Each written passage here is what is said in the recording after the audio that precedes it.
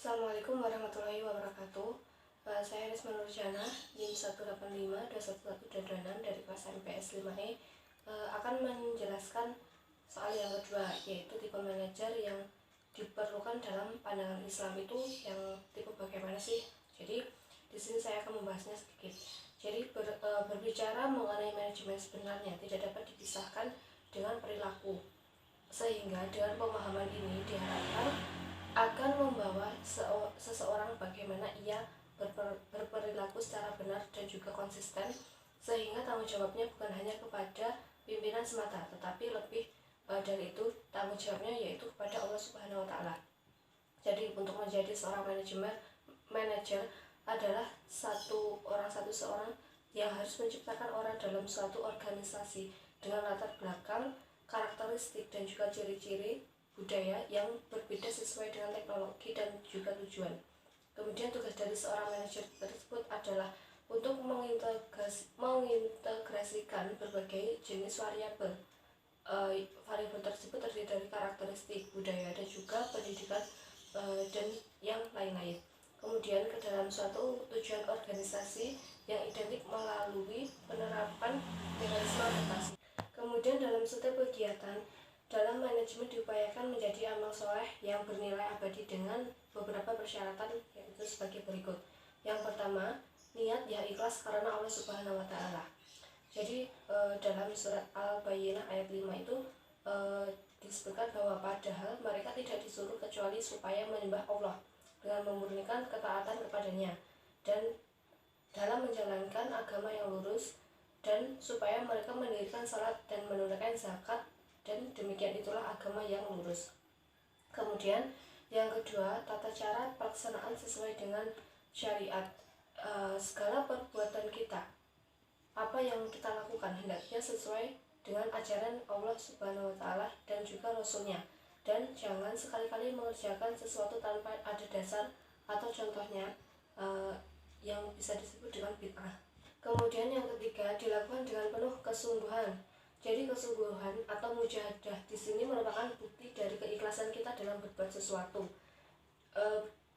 Tipe-tipe manajer yang diperlukan dalam manajemen Islami menurut Didin Hafhuddin dan Henry Tanjung dalam bukunya Manajemen Syariah, antara lain yang pertama yaitu memiliki ketegasan. Jadi jika seorang manajer mengatakan sesuatu itu A dengan argumentasi yang jelas, maka harus disepakati bahwa itu adalah A. Kemudian manajer yang sangat dibutuhkan saat ini adalah manajer yang mempunyai ketegasan dan menentukan sikap. Kemudian yang kedua, musyawarah. Manajer yang baik adalah manajer yang selalu bermusyawarah dengan esensinya saling bertukar pendapat, yang merespon pendapat-pendapat bawahan dan juga keluhan mereka. Kemudian tipe-tipe manajer yang dibutuhkan selanjutnya adalah manajer tersebut memiliki tipe keterbukaan, seperti yang dicontohkan oleh Umar bin Khattab. Beliau merupakan seorang manajer sekaligus pemimpin yang baik. Sejarah telah mencatat ketika Umar mengumpulkan wanita-wanita karena pada saat itu banyak laki-laki bujangan yang sudah tua dan belum beristri. Ternyata sebabnya adalah pada saat itu mahar untuk menikahkan seorang wanita terlalu mahal. Untuk mengatakan, wahai para wanita, kalian jangan membuat mahar yang mahal-mahal. Mendengar hal ini, seorang wanita langsung protes, kemudian membacakan surat An-Nisa ayat 20 yang artinya, sedang kamu telah memberikan kepada seseorang di antara mereka harta yang banyak. Kemudian dijawab, saya tidak setuju kepada kebijakan Anda. Kemudian Umar langsung mengatakan, Umar salah dan wanita itu benar. Kemudian dari kisah ini menunjukkan bahwa manajer yang baik itu adalah manajer yang transparan dan terbuka dalam segala hal yang menyangkut pekerjaan dan kebijakan, bahwa juga menyangkut keuangan dan gizi serta penghasilan lainnya. Kemudian tipe manajer yang dibutuhkan dalam manajemen itu yaitu pemahaman yang mendalam terhadap tujuan organisasi. Jadi visi dan misi dari organisasi tersebut harus dipahami benar-benar oleh seorang manajer, sehingga organisasi itu dapat berjalan dengan baik. Jadi kemampuan yang harus dimiliki oleh seorang manajer yang Islami, yaitu setidaknya ada 4 kemampuan yang harus dimiliki. Yang pertama, mampu menggerakkan motivasi para bawahannya. Kemudian yang kedua, mampu memberikan tugas kepada bawahannya sesuai dengan keahlian masing-masing. Atau dengan kata lain, mampu menempatkan orang pada posisi yang tepat. Jadi kita harus memperhatikan skill apa yang dimiliki oleh seorang bawahan ketika kita menjadi manajer. Kemudian yang ketiga, mampu memberikan reward. Reward diberikan untuk memberikan semangat kepada bawahan.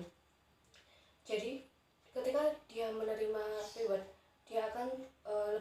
dia akan semangat dalam bekerja, dia akan mencapai target yang dibutuhkan oleh perusahaan.